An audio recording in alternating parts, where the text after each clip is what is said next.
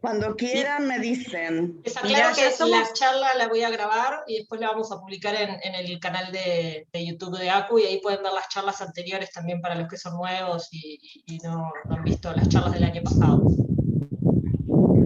Beatriz, en este momento somos 68. Bueno, entonces yo creo que empezamos, ¿sí? Bárbaro. Creo que es de la reunión que ha tenido más participantes, porque evidentemente el tema convoca, y precisamente por eso esto es como una actividad como de emergencia. Ustedes saben que las actividades nuestras se hacen los segundos sábados de cada mes. Esta la habíamos adelantado para el primero, pero bueno, la inminente llegada de la vacunación ha hecho que el chat explotara, que me llegaran muchos mensajes, que al chat de ACU llegaran muchos mensajes, y que por eso decidimos, bueno, vamos a darla hoy y punto, porque es una necesidad. Y por eso mismo no tenemos una presentación como tenemos habitualmente, sino que vamos a conversar un poquito y basarnos también en las preguntas que nos han llegado, para, bueno, y en las que puedan ir haciendo a lo largo de esta charla, para que, bueno, cada uno pueda evacuar su duda particular. Ese es un poco el sentido de esta reunión. Ustedes saben que yo no hago inmunología, ni vacunas, ni vamos a hablar de las características de la vacuna, ni cómo funciona, ni demás, porque eso ustedes ya tienen toda la información que necesitan a través de las personas que se dedican a vacunas, ¿verdad? Que los han encontrado y que lo van a encontrar. Les hemos mandado información. Ayer se dio una presentación por parte de la Universidad de la República, donde estaban las personas que saben de vacunación y explicaron cuáles eran las características y qué es la eficacia y qué es efectividad y demás. Lo que nosotros vamos a hacer hoy es concentrarnos en lo nuestro, ¿verdad? Que es el paciente con enfermedad inflamatoria intestinal, que, como todos ustedes saben, tener esta enfermedad inflamatoria es un desafío para el que la tiene y para el médico, que él lo va a recibir. Todos ya saben que no todo el mundo maneja enfermedad inflamatoria, y que si tienen una enfermedad sobreagregada, siempre está esa cuestión de, bueno, pero tiene además una enfermedad inflamatoria y esto, y cómo lo manejo. Entonces, desde que hace 20 y pico de años que fundamos ACU, ¿verdad? El objetivo es que ustedes tienen que tener la información, porque no todo el que lo va a ver va a tener la misma información.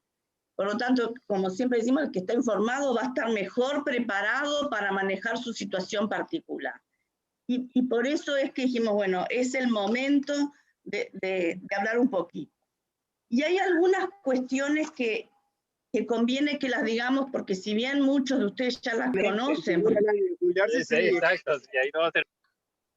Han sido participantes, ¿verdad? Tal vez otros han participado menos y es la primera vez que están. Entonces, conviene algunas definiciones de enfermedad inflamatoria que de pronto no todos manejan. Y como van a escuchar, ¿verdad? Pacientes con inmunosupresión, pacientes con enfermedades crónicas. Bueno, ¿qué significa eso, ¿verdad? En el contexto de lo que es la enfermedad inflamatoria intestinal. Primero, ¿verdad? Que cada paciente con enfermedad inflamatoria intestinal es único. Y no podemos compararlos unos con otros, porque no es lo mismo desde el punto de vista de la enfermedad el que tiene una colitis ulcerosa, que tiene una afectación leve del recto, que se va a manejar con supositorios y que no va a tomar medicación. No es lo mismo el que está operado y ya no tiene el colon y no está tomando ninguna medicación. No es lo mismo el que tiene una enfermedad que está con medicación, por ejemplo, los más comunes, ¿verdad? Los inmunosupresores, que nosotros les llamamos inmunomoduladores, que ahora vamos a ver un poquito, como son la aciatropina, la mercaptopurina, el metrotesate, que son los que más frecuente usan. Los que están en actividad no es lo mismo que los que están en remisión, ¿verdad? No es lo mismo el que está con un anti-TNF que el que no está. Por lo tanto, cuando uno va a considerar qué hacer con este paciente, hay que tener todas esas cuestiones en mente. Y por eso es que las asociaciones, todas las asociaciones de enfermedad inflamatoria, como es el Grupo Español, el GTECU, que es un grupo español de estudio de enfermedad inflamatoria que todos lo conocen, pero que es muy bueno, les digo porque pueden entrar a la página y ver las recomendaciones, como los grupos de expertos internacionales en enfermedad inflamatoria han hecho sus recomendaciones sobre lo que es la pandemia COVID y cómo manejarlas y sus consecuencias, y la vacunación para enfermedad inflamatoria intestinal. Dicho esto, ¿verdad? Pasemos a grandes conceptos. ¿Qué es una inmunosupresión? Una inmunosupresión es el que está tomando corticoide a dosis mayores de 20 miligramos, es el que está tomando aciatropina a una dosis efectiva, y es el que está tomando los biológicos que da al fondo. Esos son los que podemos decir que tienen enfermedad inflamatoria con inmunosupresión. Los demás no tienen inmunosupresión. Y en los demás, o sea, todos aquellos que no están tomando esa medicación, el riesgo se va a considerar por los factores de riesgo generales de la población, es decir, la edad, las enfermedades concomitantes, la hipertensión, la diabetes, lo que tengan que los coloca en una posición mayor de riesgo que el resto de la población. Lo otro que se va a considerar es la exposición que tengan al virus. Es decir, si están en un trabajo en el cual están mayormente expuestos, como puede ser si están trabajando en la salud. Bueno, la primera línea que sale ahora, ¿verdad? Si están en una situación en que por sus condiciones están más expuestos a estar en contacto con el virus. Y esas son las dos cuestiones que se tienen que manejar. Y eso, por supuesto, lo va a decidir el Ministerio de Salud Pública, ¿verdad? Porque nosotros, y eso lo vieron ayer en la charla de Gomollón, ¿verdad? Los médicos en sí no indicamos la vacunación en esta circunstancia. Esta vacunación se va a dar en un plan nacional de vacunación en el cual se va a estratificar los grupos de riesgo. Y digo esto porque nosotros sí damos vacunación habitualmente, le damos, dese la vacuna del virus B, dese la vacuna, ¿no?, del neumococo, dese la vacuna del HPV, y le damos la receta.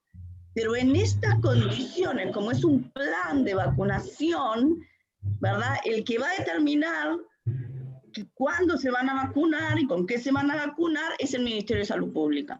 Y esto digo para ir sacando algunas dudas, es decir, no van a poder ir a buscar al médico la receta para la vacuna del COVID como pueden ir a buscar la receta de otra vacuna, ¿sí? Esto va en un plan donde los que son expertos en pandemias determinan cuáles son las prioridades y cuáles son aquellos que tienen que tener una vacunación antes. En el segundo grupo, por ejemplo, están los que están en los residenciales, por ejemplo, porque tienen más riesgo de tener enfermedades severas. Y el personal sanitario, porque tiene mayor riesgo de exposición. Es decir, toman dos variables distintas para ponerlos en un mismo escalón. Por lo tanto, eso se lo vamos a dejar a los expertos en vacunación.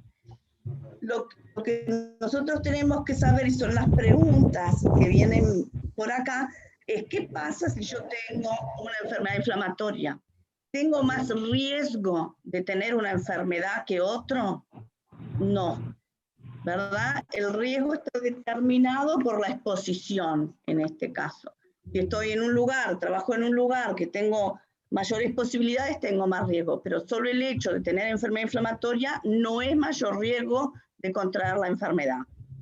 Si ustedes algo les genera duda, me paran, ¿sí? ¿qué pasa si estoy tomando medicación o si no estoy tomando? Y si tengo el virus, ¿tengo mayor chance de tener una enfermedad más severa? Esa es la otra pregunta. Bueno, lo que se ha visto es que no tienen mayor chance de tener una enfermedad más severa, salvo algunos registros.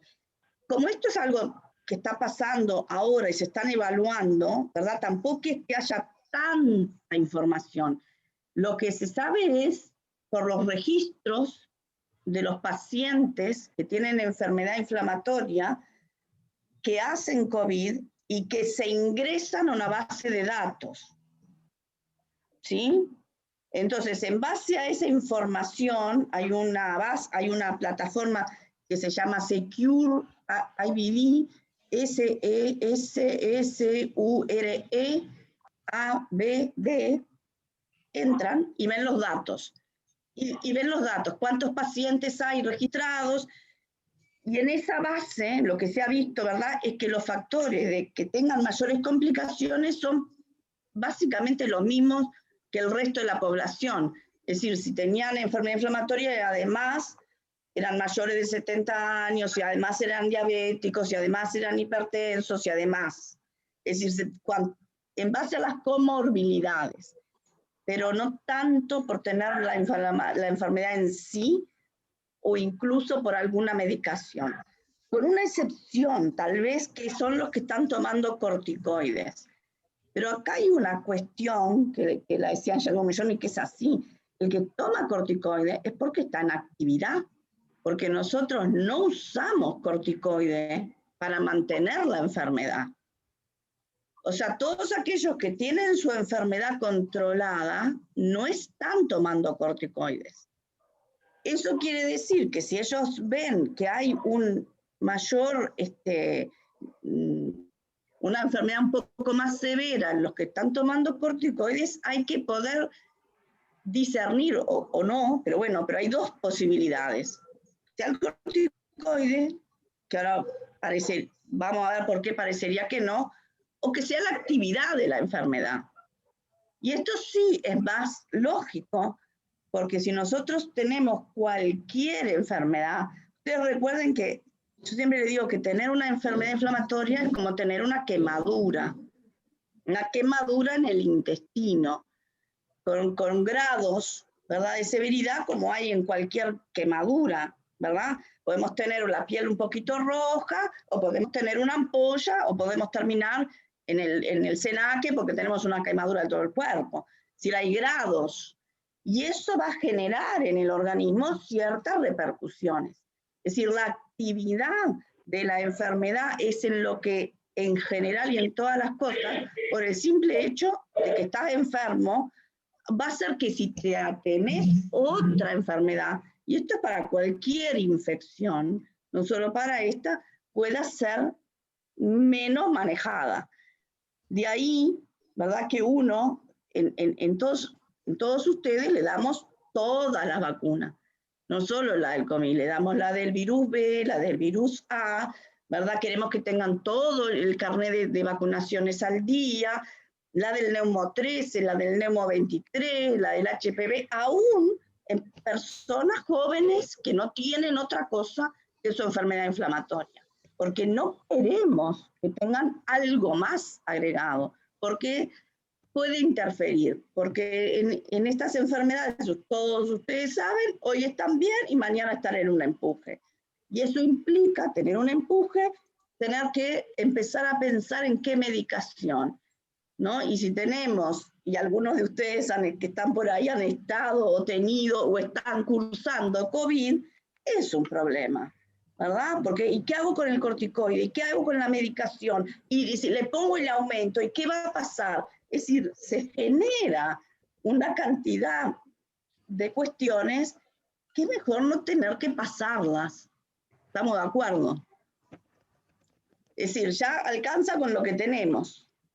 Y no tener más incertidumbres y cuestiones a decidir, ¿verdad?, si nos agarramos algo más. Basados en todo eso, ¿verdad?, es que la vacunación es altamente recomendada como para el resto de la población. ¿Hasta ahí quieren hacerme alguna pregunta? Beatriz, hay varias preguntas que habían enviado y varias en el chat respecto a las medicaciones como específicas, ¿no? Sí. Una cosa que quería aclarar también es que ahora a las 12 se va a cortar, así que vuelven todos a entrar de vuelta con los mismos datos que entraron recién. Si querés te voy leyendo. Sí, yo tengo algunas también, así que dale o si vamos cotejando. Dame un segundo. Bueno, si está indicada la vacunación para un paciente de 14 años con Crohn que actualmente toma ciatropina y recibe infliximab. En ese caso, en caso que sí, ¿qué vacuna sería la más indicada? Vamos a empezar por la vacuna que sería más indicada. Una cosa es lo teórico y otra cosa es lo que va a pasar. Cuanta más inmunosupresión, más patología, más complicación tienen, uno querría una vacuna que fuera más efectiva. Es decir, que los protegiera más. ¿Cierto? Entonces, en ese sentido, la Pfizer tiene un poco más de eficacia. Es decir, que los que se vacunan tienen menos chances de contraer el virus. No hay ninguna vacuna 100% efectiva. Otra cosa que ya quede clarito, que es una protección, no es 100% como nada, ¿no? Ahora, si no está establecido, por lo menos hasta ahora, que haya excepciones a lo que está estratificado. Y menos aún a los 14 años, porque los trabajos que se han hecho para desarrollar las vacunas, en general se han hecho en personas de 16 años o más. Por lo tanto, hasta ahora, las recomendaciones es que las vacunas es para los que tienen más de 16 a 18 años. Acá se tomó 18 años. Hay trabajos que están en curso en poblaciones pediátricas y de adolescentes y que probablemente terminen vacunando a todo el mundo. Pero en vistas a que los pacientes voluntarios que participaron de los ensayos con las vacunas eran mayores, no se está recomendando ahora, esto es dinámico, en menores de 18 años. Esa es para la de 14 años la pregunta. ¿Otra? Hay algunas que, bueno, ya fuiste más o menos contestando. Si está indicado para pacientes que tomaron corticoides, pero que ya no. O sea, que actualmente no Si estén no están tomando. tomando corticoides, no está tomando. En general, uno dice, bueno, 2 semanas después, como cuando van a dar vacunas de virus vivo, ¿no?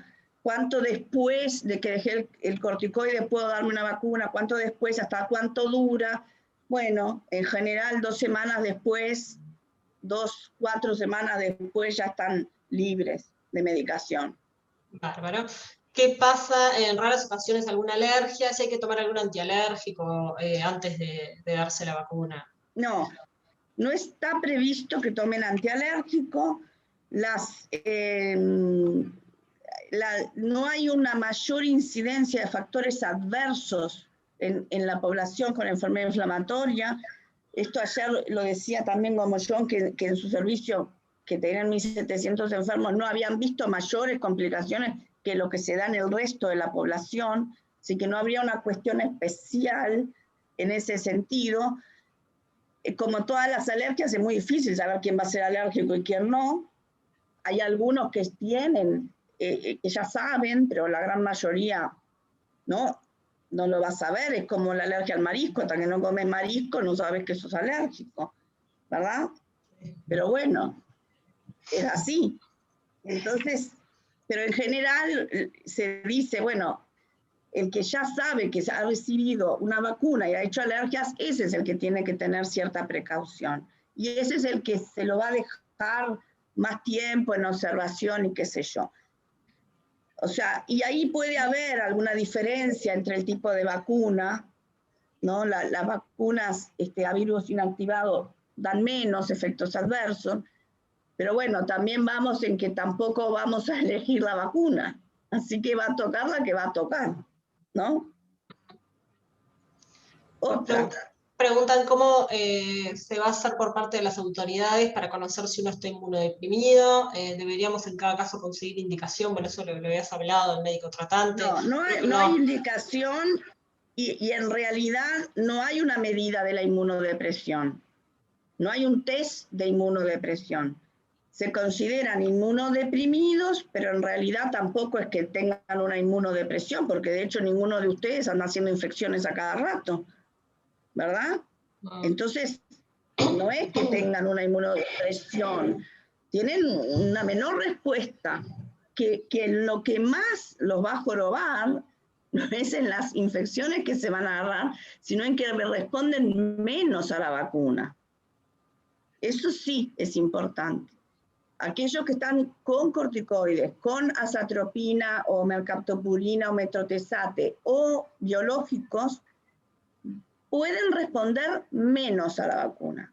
Esto quiere decir que si la vacuna en uno que no está tomando nada de eso, es decir, el que está tomando mesalacina, mesacrón, salofal, que usa supositorio, que está operado, el que no está tomando eso, va a responder lo mismo que respondería la otra persona, en fin. Los que están tomando eso van a responder menos. Es decir, que si en la vacuna respondía un 95, bueno, capaz que en ellos es un 70. Lo mismo pasa con otras vacunas. Cuando nosotros le damos la vacuna del virus B, vieron que después, y esto sobre todo los que están con biológicos saben, que el fondo después nos dice, pero ¿qué título de anticuerpo tiene? Porque ya se sabe que van a responder menos y que si tienen menos título de anticuerpo, hay que darle un refuerzo. O sea que esto pasa con todas las vacunas, no solo con esta, y por lo tanto también va a pasar con esta. Ese es un poco el concepto. Pero no hay una medida para medir la inmunidad y tampoco hasta ahora hay una medida para saber cuánto de anticuerpo de la vacuna COVID se necesita. Todavía eso está en estudio. Capaz que en los próximos meses nos van a decir, bueno, se necesita tanto de anticuerpos como hacemos con la del virus B. Por ahora no. Bueno, sigo.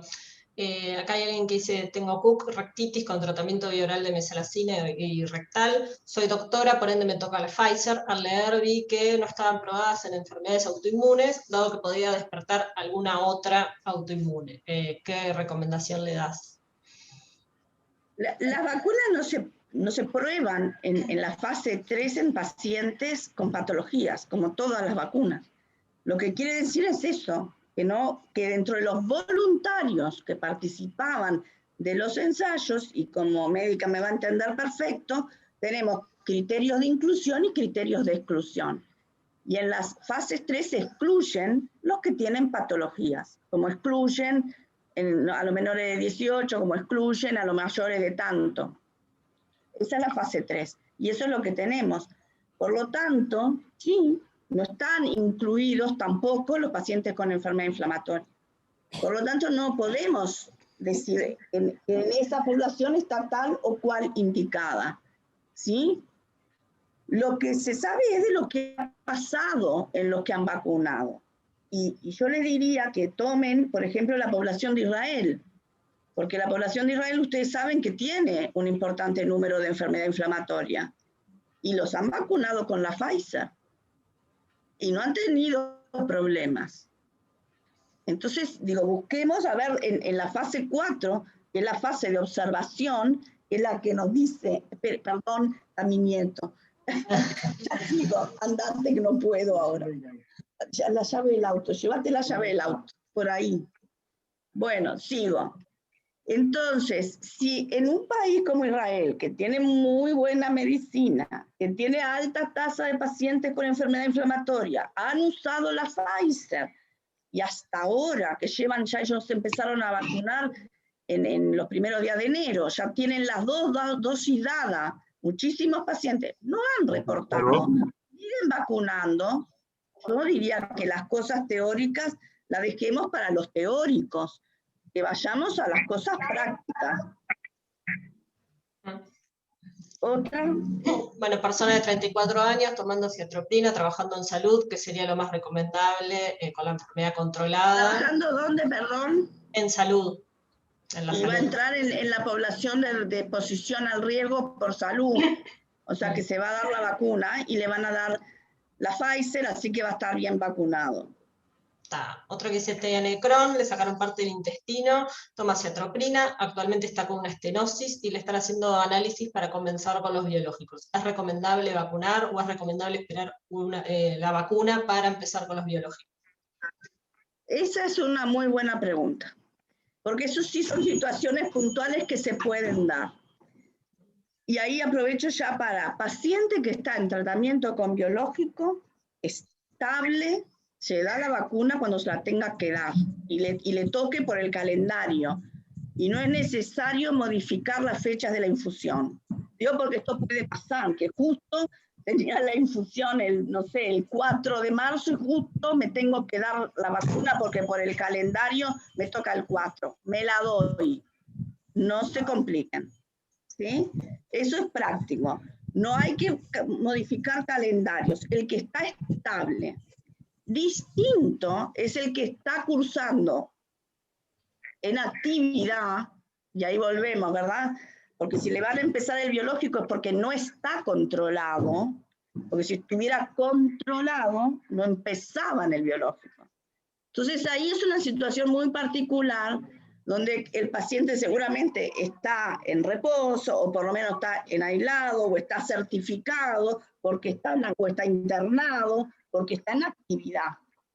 Entonces ahí, bueno, hay que ver qué es lo peor, que se tenga que terminar operando de urgencia por no darle un biológico, o que se agarre un COVID. Y por eso ahí es muy, ese sí es bien para que el médico, el gastroenterólogo vea cuál es el riesgo que corre. Si no le pongo un biológico, en 5 días termino una cirugía, o le doy el biológico y lo vacuno después. Ahí es el paciente en el cual hay que tomar las decisiones más caso por caso. Pero salvo eso, los que están estables se la dan cuando les toque por el calendario. Bárbaro. Acá consultan por los ostomizados. Si supongo alguna vacuna. Si no toman ninguna otra medicación, van a ir por la población que les toque. O sea, si son mayores de 75, menores de 75, si son docentes, si están expuestos, en el grupo que les toque. No tienen una morbilidad agregada. Ahora, ¿la ferropenia causada por Cook agrava el curso de la enfermedad de COVID? En realidad, si tiene una ferropenia es porque no está controlado. Ahí volvemos a lo mismo, ¿no? El objetivo es el control de la enfermedad. Siempre que tengamos una enfermedad controlada, vamos a estar mejor para enfrentar cualquier cosa. Entonces, me parece que hay que ver con el médico tratante de tratar de controlar todo lo que se pueda en la enfermedad. Si tienen que recibir hierro, recibirá. Si tienen que aumentarle la dosis de la medicación, se la aumentarán. Pero digo, el objetivo siempre es que la enfermedad esté controlada. Bueno, esto creo que ya contestaste. Interacción o riesgo de las vacunas con aciatropina, 125 gramos por día. Ya habías aclarado eso, ¿no? Acá se me van corriendo. Sí. Que pone, tengo asma. El único riesgo que tienen es que respondan menos. Acá ponen, tengo asma y uso inhalador con corticoides todos los días y puede vacunarse, 250 miligramos por el asma. No sé. En realidad, digo, si es asmático, no sé, le preguntará al neumólogo qué riesgo tiene. Nosotros, digo, no manejamos asmáticos, digo, estamos viendo los pacientes con enfermedad inflamatoria. Si el paciente con enfermedad inflamatoria tiene más comorbilidades, que los pueda ver, ¿verdad? Que sea diabético, asmático, hipertenso, qué sé yo, bueno, le va agregando, le va sumando factores de riesgo. Ese sería el concepto. Y dependiendo, ¿verdad?, de sus factores de riesgo, es en qué nivel de prioridad va a entrar. Bueno, se va a cortar en menos de un minuto. Así que volvemos todos a entrar y... Hay una que preguntaron y les digo de embarazo, que la quiero contestar, así que si se corta, ¿verdad? Es importante. Porque varios preguntaron que quieren embarazarse. Lo ideal sería que se vacunaran y después se embarazaran. Tengo